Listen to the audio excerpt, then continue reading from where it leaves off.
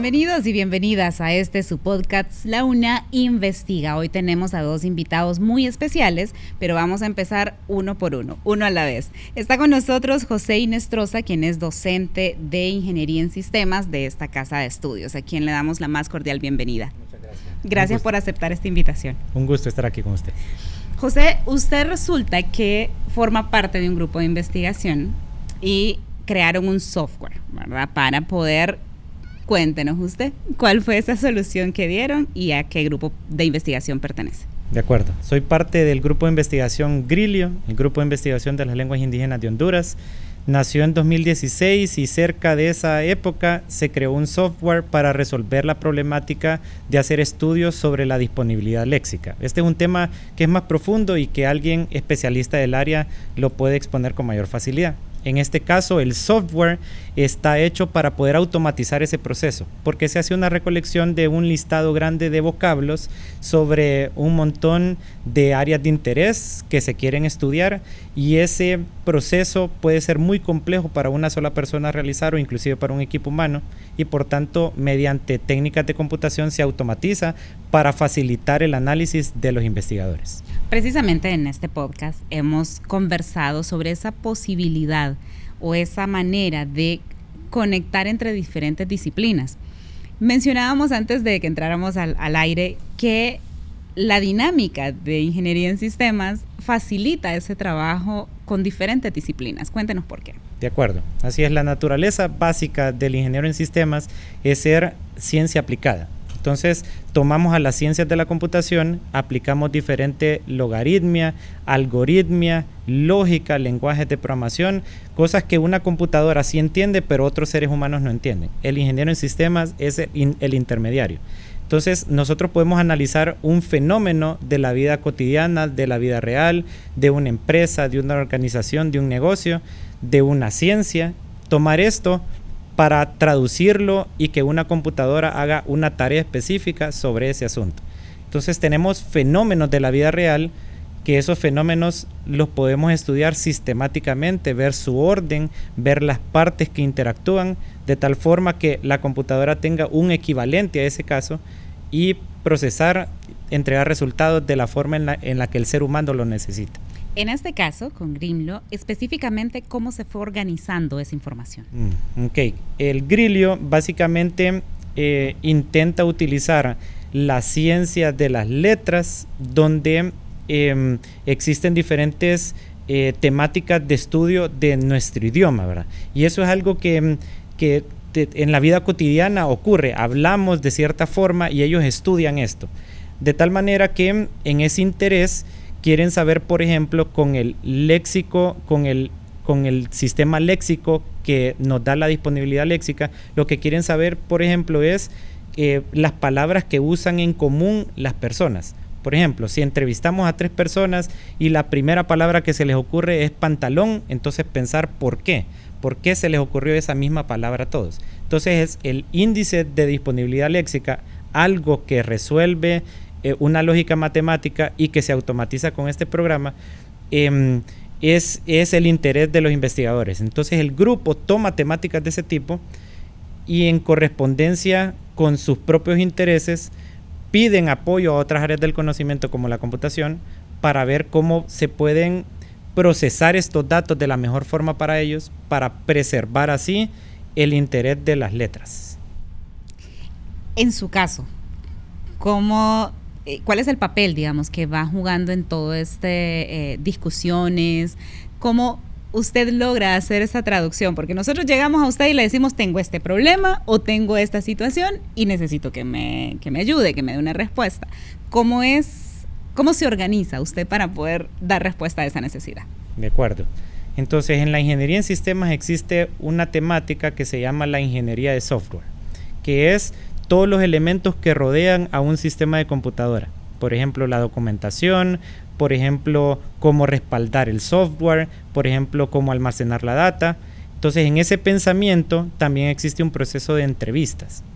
Entonces, así como existe el proceso común de entrevistas para obtener información sobre una temática, en ingeniería en sistemas es similar. La técnica es durante un periodo de tiempo con unas entrevistas que pueden ser formales o informales, estructuradas o no estructuradas, se obtiene información cuestionando qué se necesita, para qué se necesita, quiénes lo van a usar, en qué momento lo van a usar, y así en secuencia se empieza a organizar y a sistematizar ese proceso, el proceso natural, un proceso que no es computacional, sino el fenómeno natural, de tal manera que utilizamos técnicas de computación después para traducir en equivalentes y ahora decirle a la computadora que haga lo mismo, que ese fenómeno ocurre en la vida real. En mi caso personal, ese proceso de entrevistas requiere ir tomando anotaciones para tomar en cuenta todos los aspectos relevantes de la experiencia con el usuario. Entonces, en este caso, el investigador es el usuario final y hay que darle la mejor experiencia a ese investigador. Entonces, el investigador tiene una noción. Queremos automatizar eso de esta manera. Queremos una hoja de Excel, una hoja de cálculo, etcétera. Queremos que esa sea la entrada de los datos y que la salida sea el equivalente, el mismo archivo, pero ahora con los resultados. Entonces, el ingeniero en sistemas tiene la tarea de darle ese gusto a ese usuario y servirle con la mejor experiencia posible. ¿Y para usted qué significó entonces formar parte de este grupo interdisciplinario? De acuerdo. Como académicos, como docentes, sentimos esa responsabilidad de poder contribuir con elementos que en otras partes de la sociedad no se les dan respuesta, ¿verdad? Cualquier ingeniero en sistemas podría ser un software para cualquier otro tipo de organización. Sin embargo, hay un costo intermediario. Entonces, cuando hay una pasión entre docentes, entre académicos, aunque sean de diferentes disciplinas, ese mismo espíritu que comparten les permite colaborar y contribuir. Y entonces, digamos, de mi parte, yo puedo satisfacer ese deseo científico, académico, sirviendo a esas otras áreas que se les mira el deseo honorable de poder contribuir con las ciencias. ¿Lo volvería a hacer entonces? Claro que sí, seríamos parte del grupo de investigación para seguir sirviendo. ¿Y también forma parte del grupo de investigación de ingeniería en particular? Sí, hay grupos de investigación en la Facultad de Ingeniería y en Ingeniería en Sistemas hay y han habido grupos de investigación. En este caso, con el grupo de letras estamos un poquito más despiertos porque para el siguiente bienio, incluido este año, se tuvieron que planificar diferentes actividades. Y en este caso, en Ingeniería en Sistemas ocurrieron otras prioridades y por tanto mi tiempo ahorita para investigación está con este grupo. Excelente. Y mencionaba que claro, ha pasado cierto tiempo desde que se diseñó el programa y ahora ya está pensando en otras maneras de hacerlo, ¿no? De acuerdo. ¿Qué cambios vendrían? En ingeniería en sistemas sucede de que sí hay, con mucha frecuencia, hay cambios tecnológicos, tanto a nivel de hardware como a nivel de software. Para el software que se hizo con el Grilio, es un software que surgió en el año 2017 aproximadamente. Entonces se utilizaron tecnologías que eran el estándar para esa época y en este momento elementos han cambiado, tanto en mi propia experiencia, ¿verdad? El conocimiento empírico, el conocimiento académico, el conocimiento científico ha cambiado y hay elementos que sí, solo por el amor al arte podemos regresar a corregirlos. Probablemente la experiencia a los investigadores sea la misma, pero la satisfacción de ir a mejorar ese software sí la puedo tener, cambiándolo, mejorándolo. No siempre resulta sencillo como profesionales observar de manera fría, ¿no? Esto que usted nos mencionaba, o sea, sí debe cambiar, debe estar más con la tecnología que ha surgido ahora. ¿Es propio de ustedes, los ingenieros en sistema, estar como en constante autoanálisis de estos productos que realizan? Es posible que lo compartan también otras profesiones, pero sí en ingeniería en sistemas salen tantas tecnologías, digamos, con tanta frecuencia, que sí nos vemos en ese reto, si uno es suficientemente apasionado, de empezar a aprender esas nuevas tecnologías y aplicarlas poco a poco. Pero sí existe también el principio de si algo funciona, no lo toque, porque ya funciona, es un esfuerzo adicional innecesario. Pero como ciencia aplicada a la ingeniería en sistemas, tiene ese reto de poner en práctica aquellos elementos de la ciencia, de la computación, y en este caso, digamos que es valioso seguir practicando con nuevas herramientas para obtener los mismos resultados. Muchísimas gracias al ingeniero Inestrosa que nos ha explicado hoy sobre ABLIX. Muchísimas gracias. Le dejamos por ahora porque ahora vamos a conversar también con una de las docentes, Carmen, que está a cargo de este grupo de investigación y es parte también de toda esta magia que se ha creado para resguardar, hablábamos, ¿no?, de las lenguas de los pueblos originarios de Honduras. Ya volvemos.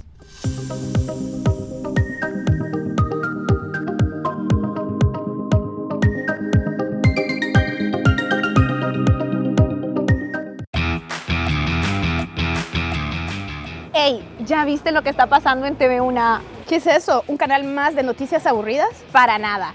TV1A es el canal de la Universidad Nacional Autónoma de Honduras, que te conecta con lo mejor de la vida universitaria. ¿En serio? ¿Y qué programación podemos ver en TV1A? Hay de todo un poco, desde noticias y reportajes para estar siempre al día con lo que pasa en nuestra universidad. Ciencia, tecnología, entrevistas, entretenimientos y eventos en vivo.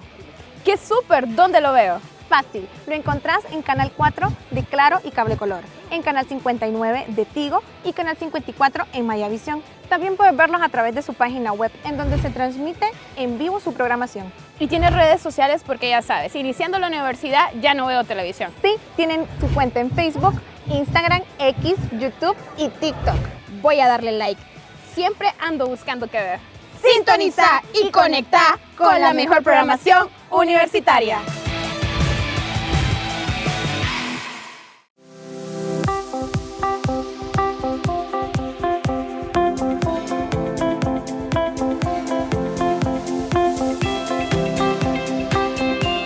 Necesitamos fortalecer la parte tecnológica en esta institución.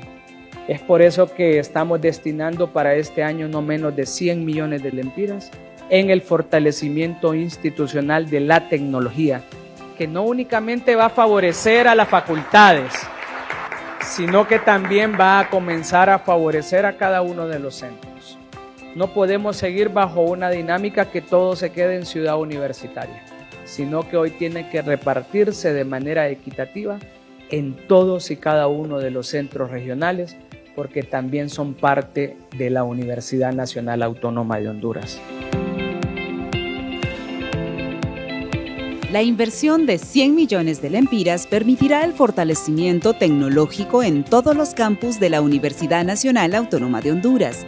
Equipo tecnológico que permite acelerar los procesos de investigación. Pantallas tecnológicas que contribuyen al fortalecimiento académico.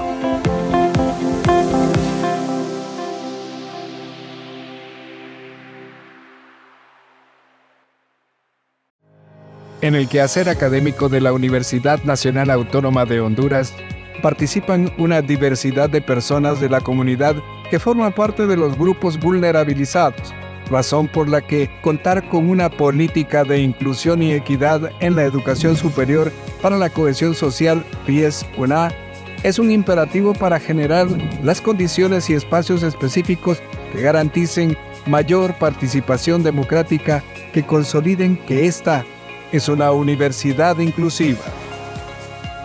Las últimas investigaciones que se integran a la formulación de PIES-UNA son el estudio diagnóstico, marco normativo e institucional de género en la UNA, que evidencia que la normativa interna debe fortalecer el enfoque de género y un lenguaje inclusivo que visibilice a los diferentes grupos de población que han sido históricamente discriminados: mujeres, personas con discapacidad LGTB, pueblos originarios y afrohondureños, entre otros. Y el primer estudio realizado, universalizar la educación superior, diagnóstico de inclusión de grupos vulnerables en la UNA, en donde se revela que existe el reto de instaurar una política de inclusión con una visión amplia, que involucre a toda la comunidad educativa, debido a la violación de sus derechos humanos. En este estudio se identifican a varios colectivos en esa condición de vulnerabilidad por su condición socioeconómica: las mujeres, las personas en situación de discapacidad, las y los miembros de los pueblos originarios y afrohondureños, la población de la diversidad sexual, las y los foráneos, los grupos religiosos, las y los que tienen dificultades de aprendizaje, personas que están en situación de desplazamiento e migración, las y los adultos mayores, las personas con VIH y las y los que viven en zonas de alto riesgo. Con la aprobación del PIE-SONA, ¿cuáles son los compromisos que asumimos como universidad? La institucionalización de la política de inclusión y equidad en la educación superior para la cohesión social, PIE-UNA. La transversalización de la inclusión educativa, la equidad y la perspectiva de género en diversos contextos del quehacer universitario. La erradicación de toda forma de discriminación y exclusión. La formación y promoción de la comunidad universitaria en materia de inclusión educativa, equidad y perspectiva de género. Asegurar el compromiso permanente de todas las instancias universitarias para garantizar la educación superior como un bien público y un derecho humano. Asignación presupuestaria. Incorporar los avances normativos en materia de inclusión educativa, equidad y perspectiva de género que no estén previstos en las normativas de la UNA.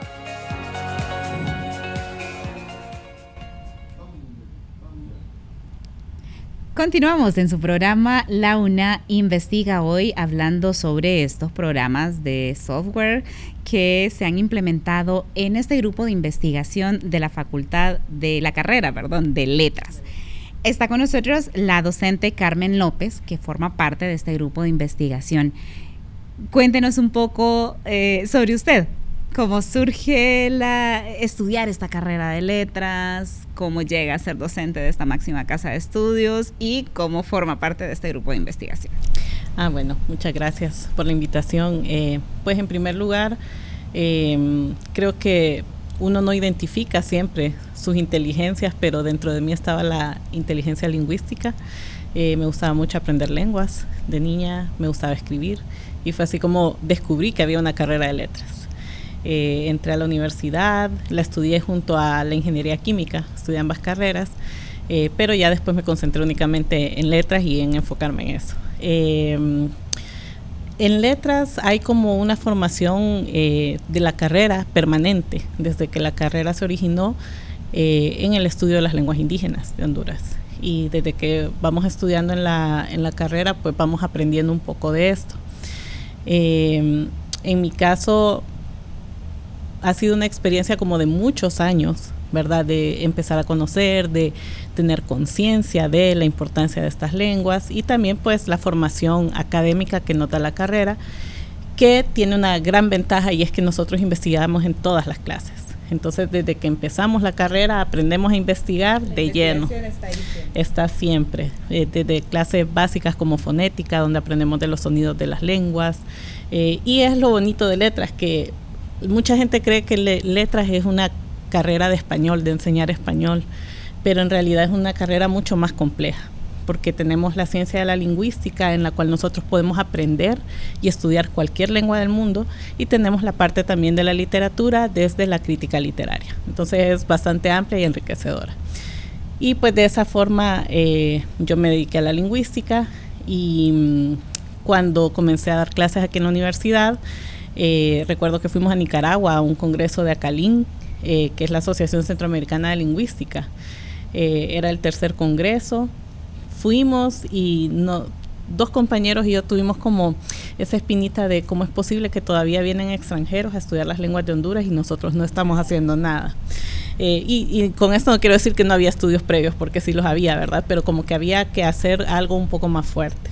Y fue así que nos unimos con Marcela Carías, que tenía mucho tiempo de estudiar lenguas indígenas aquí en la UNA, y que en ese tiempo estaba como muy en auge el tema de los grupos de investigación. Y fue así como formamos el grupo en 2016, pues ya estamos por cumplir 10 años de la creación del grupo, y pues en ese momento también tuvimos un hablante misquito, que era parte del grupo de investigación, era estudiante de letras y de sistemas, casualmente, y pues este muchacho nos empezó a dar cursos de misquito. Y entonces empezamos a promover mucho la lengua, tuvimos muchos proyectos, pero sí como que teníamos esa necesidad de poder aportar un poco al conocimiento, a la documentación, a la descripción y a la promoción de las lenguas indígenas de Honduras. ¿Y cómo fue formar parte de este grupo? Porque todo lo que nos está contando es tan enriquecedor, cómo se va dando, ¿no? El hecho de tener una persona que pertenece al grupo étnico, que conoce desde adentro, ¿no? La riqueza es enorme. Sí. La verdad es que aprender una nueva lengua también es aprender una nueva cultura. Uh-huh. Y en nuestro caso, la convivencia que tuvimos con John Wood, que fue nuestro compañero en Grilio por muchísimos años, fue muy enriquecedora desde que no concebimos el mundo de la misma forma, ¿verdad? Entonces, con él comenzamos a trabajar. La verdad es que era una experiencia muy bonita y considero de que aprendimos muchísimo de ese intercambio cultural. Siempre es importante decir que cuando uno estudia las lenguas indígenas, en realidad la clave es esa, que el indígena esté interesado. Uh-huh. O sea, que la persona a quien le pertenece la lengua, porque a nosotros no nos pertenece, sino a la comunidad indígena, en este caso pues a la comunidad Miskita, se interese en la promoción de su lengua. Y nosotros somos nuevamente como una especie de intermediarios que podemos, como le digo, tenemos como el conocimiento científico de documentar la lengua, de analizarla, sus estructuras gramaticales, de poder hacer materiales para la promoción de ella. Pues nosotros prestamos nuestros servicios, por decirlo de alguna forma, ¿verdad? No hay un beneficio, digamos, un interés detrás de todo esto más que el generar conocimiento. Entonces, tener a las personas de las comunidades indígenas involucradas en el proyecto y en el grupo ha sido la clave para que a día de hoy pues hayamos realizado una serie de proyectos y que sigamos ahí manteniéndonos en el camino. Si bien es cierto, usted menciona, desde el inicio hacemos investigación en la carrera de letras, sí, pero cada tema que uno va a investigar prácticamente surge de la nada. Sí. Es decir, parte uno de tener una pregunta, una interrogante y no tener esa respuesta en ese momento, ¿no? ¿Cuál fue la pregunta que ustedes se hacen para investigar este tema y terminar con un software? Bueno, en el caso de la disponibilidad léxica, que es el tema de esta investigación particular, la pregunta era, ¿hablan los estudiantes misquitos que viven en Tegucigalpa? ¿Conocen más el vocabulario en español o en misquito? Esa era la pregunta inicial. ¿Qué vocabulario conocen? Entonces, el léxico disponible se obtiene justamente de eso, de darles a ellos como una serie de palabras de campos semánticos, por decir algo, como se le llama centros de interés. Imagínese que yo le digo a usted, por ejemplo, dígame partes de la casa. Y usted en un periodo de 2 minutos empieza a escribir todas las partes que conoce de la casa. Entonces, lo que le decía al ingeniero, ¿por qué la primera palabra que uno piensa es, por ejemplo, sala? Porque posiblemente es el lugar de reunión de la familia, ¿verdad? Donde se convive. Entonces, posiblemente esa palabra esté como más arraigada en nosotros. O porque después de ella es cama, etcétera. Uh-huh. Entonces, de ahí surge el tema de la disponibilidad léxica. Y la disponibilidad léxica también ha sido como una disciplina o, digamos, un área del conocimiento que tiene como objetivo la enseñanza de una segunda lengua. Entonces, aquí estábamos como con todos los medios reunidos para lo mismo, ¿verdad? Estábamos con hablantes de lengua misquita como L1 y español como L2, pero sabemos que el español es la lengua dominante en el país. Entonces, queríamos saber qué tanto conocimiento tenían de su propia lengua, qué vocabulario conocían y que esto también nos genera un insumo para futuras investigaciones y para dar un montón de material a la comunidad. ¿Y qué grupo poblacional utilizaron? Utilizamos estudiantes de último año de bachillerato residentes en Tegucigalpa y estudiantes de primer año de la universidad. Pensamos en jóvenes que muchos de ellos vienen llegando a Tegucigalpa, muchos han estudiado en su zona original y vienen acá únicamente porque quieren estudiar la universidad, ¿verdad? Entonces tratamos de ver que fueran personas que todavía tienen como muy al alcance su lengua y pues anduvimos en colegios, en universidades. Bueno, obviamente aquí fue uno de los focos, digamos, donde hicimos el estudio y la verdad es que fue muy interesante ver cómo de último año del colegio a primer año de la universidad cambia completamente ese léxico. Hay más palabras en español que en misquito. En esa población. Entonces, claro, si ellos están más en contacto con el español, pues se nos va olvidando lo otro. Y esa es como una de esas llamadas de atención que tenemos que hacer a la necesidad de promover las lenguas. ¿Y qué resultados, además de los que ya nos ha comentado, qué otros resultados encontraron? Bueno, encontramos un léxico de aproximadamente 4,000 palabras de 16 centros de interés. Casi todos fueron sustantivos, digamos, cómo nombramos las cosas. Pero para mí el más interesante es el de defectos y virtudes, en el cual teníamos más producción de léxico y son generalmente calificativos, adjetivos. Entonces es muy interesante cómo, dependiendo de la lengua, conformamos nuestra concepción del mundo. Entonces vamos encontrando ahí una serie de formas en las que se producen nuevos significados que posiblemente no estaban en la lengua en un principio, pero que al estar en contacto con las otras lenguas se van apareciendo. Otra cosa que aparece en este estudio, por ejemplo, son palabras del español, ya como préstamos al misquito y viceversa. Entonces vamos encontrando como un vocabulario bien enriquecedor, como le digo, de 16 áreas diferentes, que nos puede servir como, es un insumo bien grande, realmente es un tesoro el que tenemos ahí, ¿verdad?, de palabras, porque con ello podemos hacer todo tipo de trabajos en adelante, ¿verdad?, ya teniéndolo, por decir así, documentado. Excelente. Conversamos con dos estudiantes de la carrera de letras y nos van a explicar desde la perspectiva de ellas cuando hablamos de léxico, a qué nos estamos refiriendo, y también otra de ellas nos va a contar un poco sobre la experiencia que han tenido al utilizar este software, para que cuando regresemos también usted nos pueda comentar lo que ellas nos cuentan. Veamos la primera.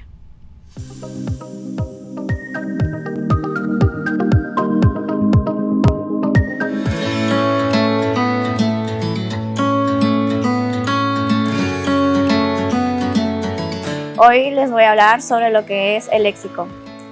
Bueno, el léxico es nada más que todo el conjunto de palabras que conforman una lengua o el vocabulario de una persona. Actualmente el lenguaje es la herramienta más importante que tenemos para comunicarnos, para conectarnos con otras personas y también para reflejar nuestra identidad. Y el léxico de una lengua es súper variado, entonces, como es tan extenso, los lingüistas han dividido el léxico en algunas categorías.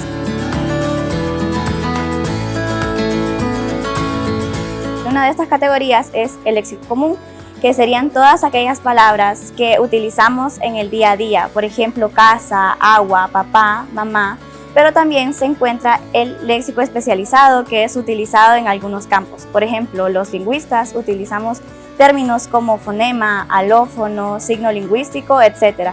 Pero un médico utiliza términos distintos, por ejemplo, radiografía, circulación, diagnóstico, entre otros. Y como otra categoría de léxico también se encuentra el léxico disponible, que es aquel tipo de léxico que utilizamos en ciertos contextos. Por ejemplo, cuando se nos menciona la palabra escuela, viene a nuestra mente todas las palabras relacionadas a este término, por ejemplo, estudiante, profesor, lápiz, cuaderno y todos estos términos. Pero si se nos habla de, por ejemplo, comida hondureña, los términos que vienen a nuestra mente son montucas, atol, baleadas, nacatamales, etc. O si hablamos, por ejemplo, de el español de Honduras, vienen a nuestra mente modismos como cipote, chihuín, pisto o frases como andar hule. Y todas estas palabras conforman nuestro léxico. Para cultivar nuestro léxico es importante nutrirnos de todas estas palabras, enseñarlas también a los niños desde las escuelas, convivir en entornos en donde utilizamos todas estas palabras y que puedan enriquecer nuestro léxico cada día más. El léxico es el reflejo de cómo nosotros vemos el mundo y también refleja toda nuestra identidad. El léxico es importante y es importante conocer cómo nos comunicamos y reflejamos toda nuestra identidad a través de las palabras.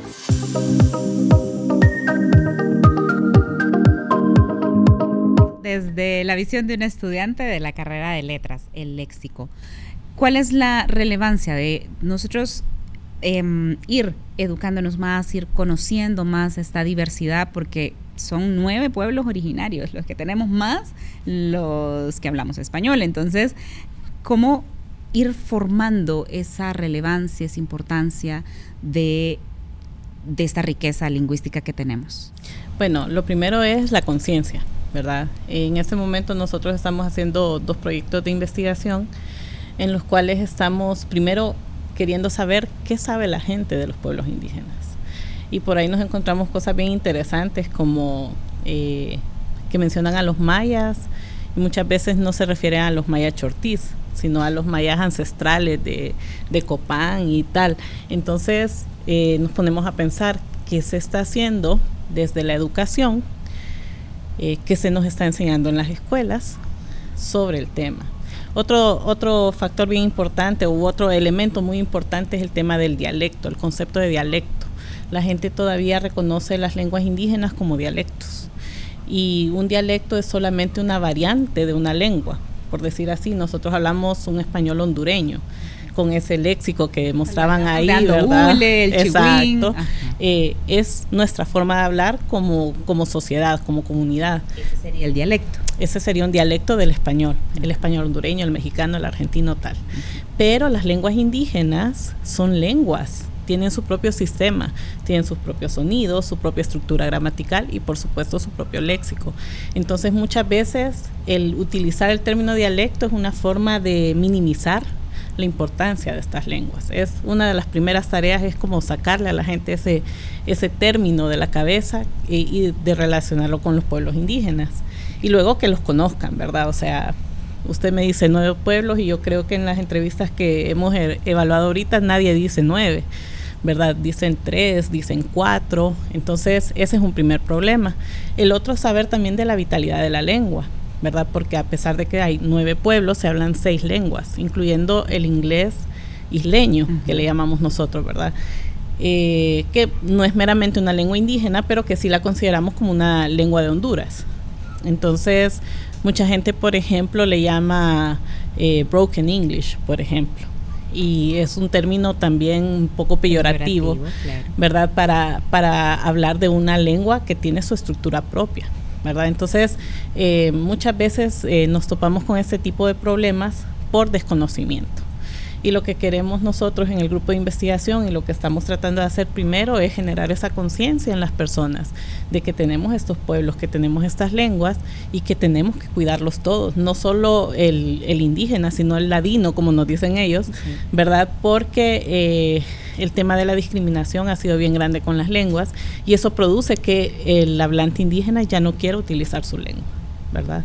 Entonces es una de las primeras tareas que tenemos que hacer, el educar a la población. Y ahí el papel de la academia se vuelve fundamental. ¿De qué manera ustedes piensan también empezar a socializar un poco más este tema con el resto de la comunidad universitaria, por ejemplo? Sí, bueno, una de las primeras tareas ha sido pues acercarnos acá, ¿verdad? Porque justamente, como le decía, nosotros tenemos 40 años de trabajos de investigación con lenguas indígenas que están empolvándose en una pequeña biblioteca, ¿verdad? Pero que son sumamente importantes y que la comunidad no las conoce. Incluso hemos tenido gente de otros espacios académicos que lo primero que dice es no hay estudios de lenguas indígenas y eso nos sorprende a nosotros mucho. Pero claro, nuestra tarea es en este momento visibilizar esas investigaciones. Es una de las primeras cosas, poder llegar por medio de las redes sociales, que es como la forma en que nos podemos acercar a los jóvenes. Tenemos ahora un grupo de 11 estudiantes que son miembros del grupo de investigación. Cada uno tiene su propia investigación, entonces eso también genera como esa conciencia en el estudiante de esto también es parte de mi formación académica y le toma más importancia. Entonces ver estas capsulitas, por ejemplo, a nosotros nos llena de orgullo escucharlos hablar con tanta naturalidad y conocer los temas, ¿verdad? Entonces creo yo que la labor académica es bien grande, tenemos que seguir divulgando los resultados de nuestras investigaciones. Ya tenemos un par de investigaciones ahorita que se van a publicar en revistas internacionales. Eso también nos llena de mucho orgullo, pues más los trabajos que hemos hecho acá, el hecho de que desarrollamos un programa para poder hacer una investigación, yo creo que es algo que pues nos llena de orgullo, pero también debe generar ese impacto en la gente de se está haciendo algo por este tema. Claro. Se imagina, ¿no? Y como se vale soñar, poder contar con esas 6 lenguas que hasta ahora ya se tienen registrado, es decir, que esas 3 se perdieron ya, las otras... Sí. ¿No hay manera de rescatar? Bueno, son temas bien delicados, en realidad. Desde la academia, desde la ciencia, la lingüística como ciencia, pues las lenguas están vivas en la medida en que la gente las habla para comunicarse, las utiliza para comunicarse. En este sentido, por ejemplo, más o menos en 1980, en los 80s, se hizo muchas giras a la comunidad lenca para buscar hablantes lencas, y desafortunadamente no se encontró una persona que hablara el lenca de forma fluida. Entonces, desde ahí decimos, esta es una lengua que ya no se habla. Wow. Sin embargo, hay mucha documentación que se ha hecho, y debo decir que gran trabajo se ha hecho desde la carrera de letras, para documentar términos, bueno, que están en los topónimos también, ¿verdad? En los nombres de lugares de Honduras. De departamentos. Así es. Entonces, todo ese léxico que ha quedado ahí, pues nos ha servido como para documentar un poco el lenca, por ejemplo. El maya chortí, pues el que se habla aquí en Honduras, o digamos la variante hondureña, tampoco hemos encontrado un hablante completo, por decir así, o sea, una persona que se comunique a través de esa lengua. Entonces, como le digo, es un tema delicado porque esto puede ofender, ¿verdad? Y de repente si hay alguien que lo hable, pero todavía no hemos tenido ese contacto con esa persona. Podría ser, ¿no? También, ¿verdad? Que sería ideal que nos pudiéramos contactar con personas, ¿verdad? Que hablaran la lengua y que nos ayudaran justamente a conservarla, ¿verdad? Porque al final lo que tenemos que hacer es documentarlas. Entonces, eso es lo que sucede con estas lenguas, pero fuera de ellas, pues también tenemos estas 6 lenguas que están en grave peligro, y tenemos que hacer algo para que no lleguemos a ese punto. Pues a ese comentario iba, ojalá y podamos pensar en grande y en el menor tiempo posible, ir teniendo cursos de los diferentes lenguas con las que cuenta Honduras y poder conocer a través del estudio de estas lenguas, esas culturas también. Definitivamente, ese es nuestro sueño como Grilio, es una de nuestras misiones que en la universidad se instituyan cursos, así como tenemos italiano, francés, etcétera, pues que tengamos garífuna, misquito, tolpech, ¿verdad? Sería ideal. Excelente. Al retorno vamos a estar conversando también más sobre este software, cómo lo implementaron, qué se viene ahora con toda esta información que se tiene, y vamos a conocer también a otra de las estudiantes que forma parte de este grupo de investigación. Ya volvemos.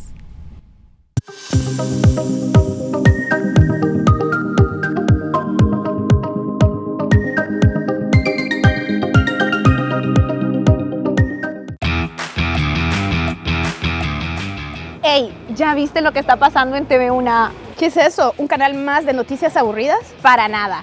TV1A es el canal de la Universidad Nacional Autónoma de Honduras, que te conecta con lo mejor de la vida universitaria. ¿En serio? ¿Y qué programación podemos ver en TV1A? Hay de todo un poco, desde noticias y reportajes para estar siempre al día con lo que pasa en nuestra universidad. Ciencia, tecnología, entrevistas, entretenimientos y eventos en vivo. ¡Qué súper! ¿Dónde lo veo? Fácil, lo encontrás en Canal 4 de Claro y Cable Color, en Canal 59 de Tigo y Canal 54 en Mayavisión. También puedes verlos a través de su página web, en donde se transmite en vivo su programación. Y tiene redes sociales porque ya sabes, iniciando la universidad ya no veo televisión. Sí, tienen su cuenta en Facebook, Instagram, X, YouTube y TikTok. Voy a darle like. Siempre ando buscando qué ver.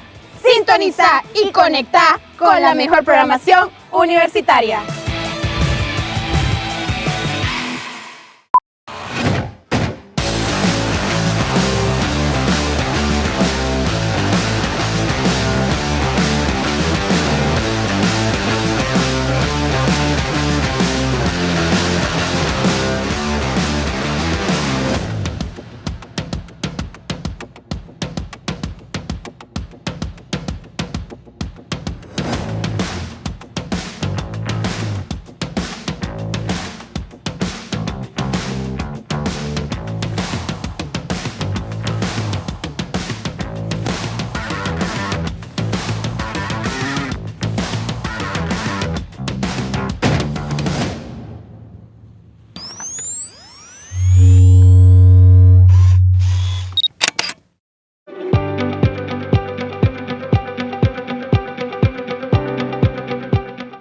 formación de escritores y escritoras hondureñas. Consejos sobre los libros que puedes leer. El análisis literario a cargo de los expertos. Los mejores precios en los productos de la librería universitaria. ¡Diálogos entre libros!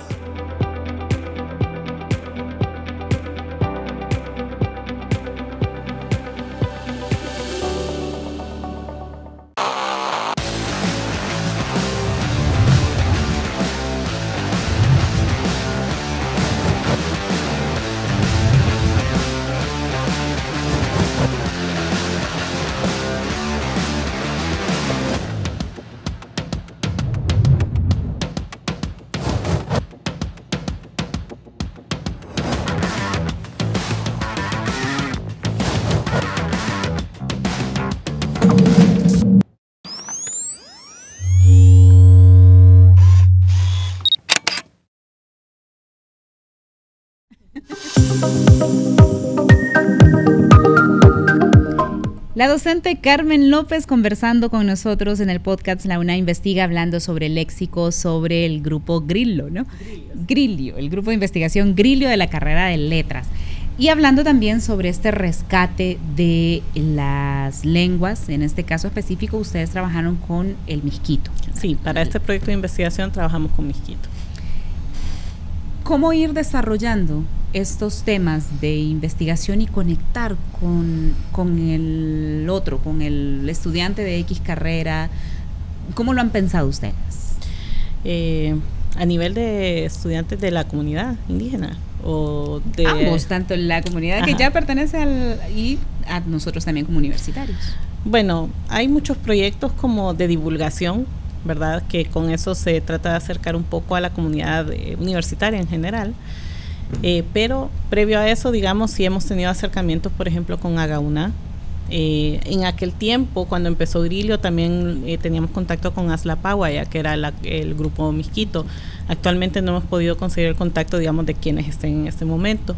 Pero con Agauna tenemos el proyecto de empezar las clases de garífuna, posiblemente este año, con un experto, ¿verdad? Con un hablante garífuna, porque tampoco nosotros queremos imponernos y queremos que salga de ellos pues el proyecto. De hecho, tuvimos un proyecto con garífuna en 2019 más o menos, que le llamábamos el laboratorio de garífuna, y lo que sucedía ahí era que eran hablantes garífunas que enseñaban a otros garífunas su lengua, porque ya la han perdido, porque ya no se enseña en la casa. Entonces, consideramos que siempre pues la participación de la comunidad y la perspectiva que ellos tengan sobre el proyecto es primordial para nosotros. Y así pues va llegando a través de sus mismos contactos, ¿verdad? Hacia otra población, digamos. ¿Y qué viene ahora? Con toda esta información que ustedes ya lograron recoger sobre la lengua miskita, ¿qué van a hacer con todo eso que tienen? Bueno, tenemos un material, como le decía, de más o menos 4,000 palabras documentadas que, bueno, podemos hacer muchas cosas con ellas. La primera es glosarios, ¿verdad? Glosarios por campo de interés, por centro de interés, por campo semántico, traducciones, definir estas palabras. Queremos hacer un proyecto de un artículo respecto de cómo se forman las palabras en miskito, por ejemplo, porque sabemos que no todos tenemos, digamos, una palabra para cada cosa en cada lengua, ¿verdad? Y por ahí decimos, por ejemplo, en el japonés hay un término específico para, por ejemplo, el espacio que uno deja después de almuerzo para el postre. Hay un término en japonés, no lo recuerdo en este momento, pero así, pues ellos tienen una serie de términos para las cosas con las que ellos viven, para su cultura, y nosotros tenemos otro. Entonces, ¿cómo conformamos nosotros el léxico? ¿Cómo hacemos palabras? Yo le ponía un ejemplo en cuanto a los adjetivos, ¿verdad? En miskito, para decir que una persona es loca, decimos, por ejemplo, lal saura. Lal, que es cabeza, saura, que es malo. Entonces es como una cabeza que está mala, que está afectada, ¿verdad? Esa es la forma en que ellos conciben una persona, digamos, que loca, que determinamos nosotros como loco. Entonces, eso, bueno, eso es una formación de palabras que le llamamos por composición, donde unimos dos conceptos y generamos un nuevo concepto. Pero también hay otra formación de palabras por derivación, ¿verdad? Que es como, quería darle el ejemplo, pero se me fue un poco la palabra. Creo que Sinska es el término para la mente y Sinskira es para una persona inteligente. Entonces, ¿qué pasó? Ahí agregamos una partícula dentro de la palabra y eso me generó una nueva palabra. ¿Sí? O como cuando agregamos un prefijo o un sufijo y generamos un nuevo concepto. Entonces, ve que desde ahí pues tenemos como un montón de cosas que hacer. Concebimos el mundo de diferentes formas y conocerlo nos ayuda a adentrarnos a una cultura diferente y eso es lo más interesante. Entonces, ese es otro proyecto que tenemos. También se puede hacer material didáctico. Lo que pasa es que nosotros no hemos querido adentrarnos a materiales didácticos porque no somos expertos en eso. Y consideramos que debe haber una persona experta. Nuestra experiencia es en la ciencia lingüística. Siempre estamos llamando a gente de pedagogía, ¿verdad? Que si alguno está interesado en formar parte del grupo, pues que se acerque a nosotros, porque sí nos gustaría tener esa perspectiva de parte de ellos. Para producción de materiales didácticos y de ahí pues también se pueden producir nuevas clases, ¿verdad? En Misquito a través de estos vocabularios que hemos recogido luego de esta investigación sobre el léxico disponible. Si alguien de pedagogía está interesado en formar parte de este grupo, ¿dónde los contacta? ¿Cómo hace para decirles? Yo quiero. Bueno, tenemos, nosotros estamos en el departamento de letras en el J1, pero como estamos allá un poco alejados de la sociedad, nos pueden contactar nuestras redes sociales. En Facebook aparecemos como Grilio. También tenemos un correo que es grilio.una@gmail.com. O se pueden abocar a cualquiera de nosotros. Para saber cómo escribir Grilio, vamos a colocar el logo, las letras, la imagen para que ustedes puedan tomar nota de eso y buscarlos como Grilio en las redes sociales. Así es. Ahí envían mensaje y les contestan. Ahí inmediatamente contestamos. ¿Qué otras áreas del conocimiento les interesa a ustedes que se vayan integrando en este grupo de investigación? Bueno, de momento hemos tenido la ventaja de tener, digamos, la participación del ingeniero Inestrosa, que nos ha ayudado como con esos otros recursos tecnológicos. La pedagogía nos parece bien importante. Creo que la antropología se conecta bastante con nuestra carrera. Por ahí creo que esas son, digamos, unas áreas como muy cercanas a la nuestra que se pueden ir vinculando con el grupo. Luego expertos temáticos, o sea, hablantes indígenas, es lo que más necesitamos. A mí me encantaría que de promover esto, los indígenas se den cuenta que hay una carrera en la que se puede estudiar y pueden ellos conocer estructuralmente su lengua y poderla divulgar y tal, y que tengamos, como hemos tenido hablantes tahuascas, por ejemplo, que han salido de la carrera, misquitos, pues que tengamos de todas las lenguas y que ellos mismos regresen a su comunidad a hacer como la labor que se tiene que hacer desde dentro. Claro. Y también se puede pensar en contar con otras universidades, con otros países, incluso ¿lo han pensado? ¿Se puede pensar en formar parte del grupo Grilio? Ahí lo tienen ustedes en pantalla, pueden verlo.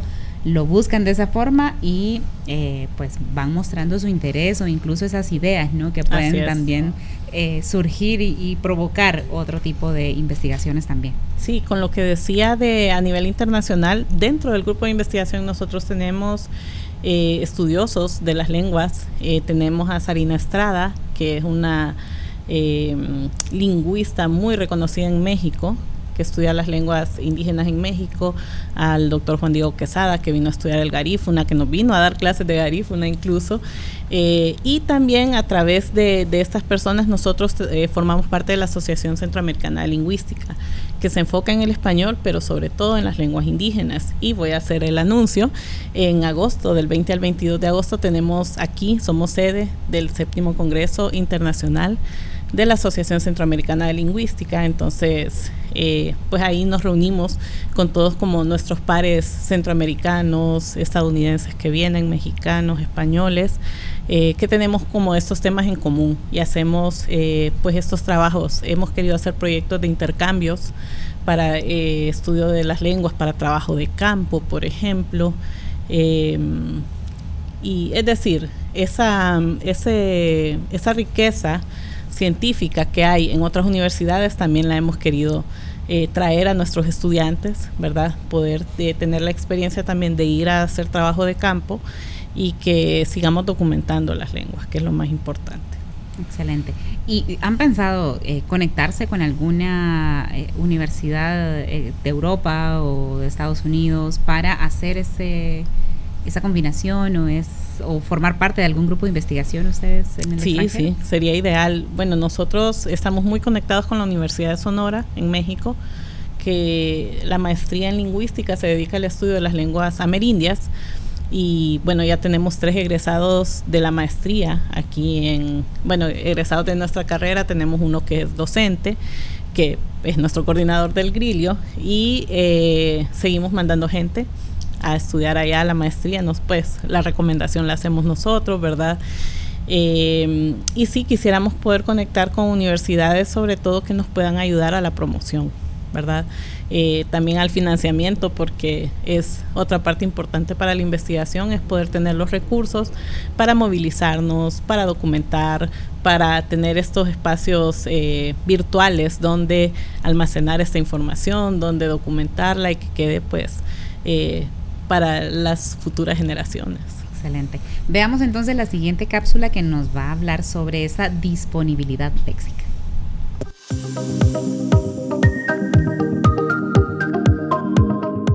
En Honduras no solo hablamos el español. Existen otras lenguas originarias que también tienen su propio léxico. Sin embargo, algunas de estas lenguas están a punto de desaparecer o en riesgo de desaparecer. Por lo que estudiar la disponibilidad léxica sería algo valioso para poder documentarlas y así preservarlas. El concepto de disponibilidad léxica surge cuando los lingüistas intentan experimentar y quieren medir el léxico que posee una persona. Por ejemplo, le daban 2 minutos y le decía, usted tiene que escribir todas las palabras que recuerde sobre cuerpo humano. Entonces la persona venía y escribía cabeza, piernas, cabello, ojos, nariz, etc. Y entonces así fue como surgió este concepto. En el grupo de investigación de las lenguas indígenas de Honduras, Grilio, en 2016-2017 se creó una aplicación llamada ABLex que sirve para medir la disponibilidad léxica de una persona. Esto lo usaron en hablantes de la lengua mixteca. Las lenguas indígenas están a punto de desaparecer o en riesgo de desaparecer. Entonces, si medimos la disponibilidad léxica, tendremos toda la información documentada y luego, al pasar los años y esta lengua está a punto de desapercibir, la podremos preservar con los documentos que ya tenemos realizados.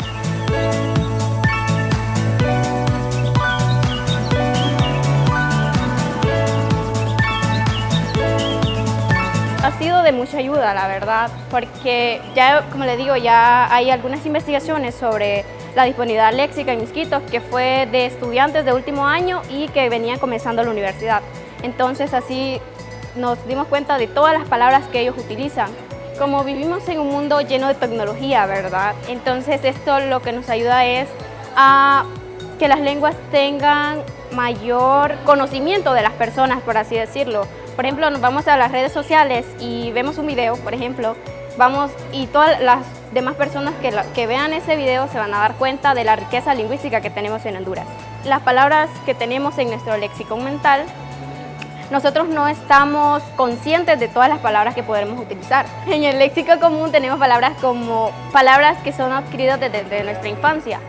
Esas palabras las vamos guardando en nuestro cerebro y luego ya cuando surge el contexto, nosotros inconscientemente o conscientemente las utilizamos.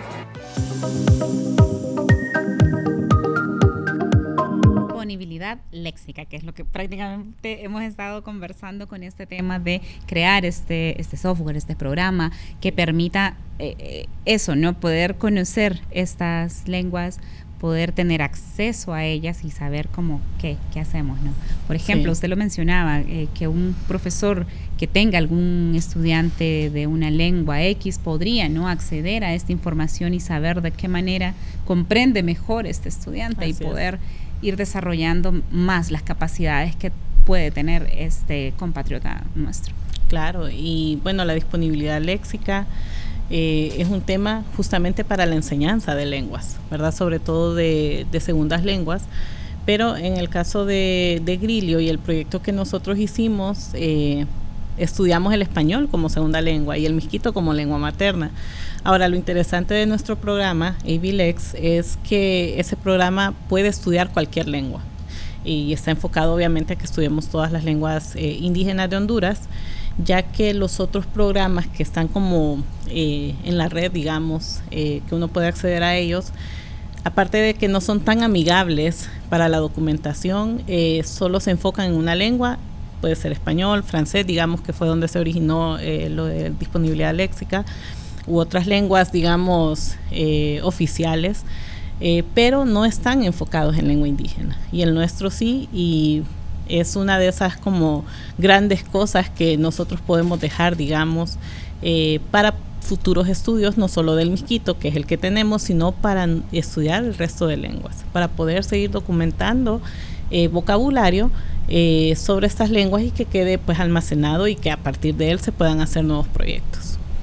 Pues maestra, de verdad que muchísimas felicidades. Vamos a continuar en contacto porque tenemos ahí varios proyectos que realizar para dar a conocer toda esta riqueza cultural que tenemos, que empecemos como hondureños también, ¿no? A apropiarnos de esa identidad que es múltiple. No podemos hablar de una identidad, sino que identidades, porque al final cada pueblo originario tiene sus peculiaridades. Así y tocará apropiarse de ellas en el sentido de no como propiedad mía, sino así como parte de un grupo que nosotros convivimos y poder ir desarrollando un país más integrado dentro de esta diversidad que tenemos. ¿Será posible? Sí, yo creo que sí.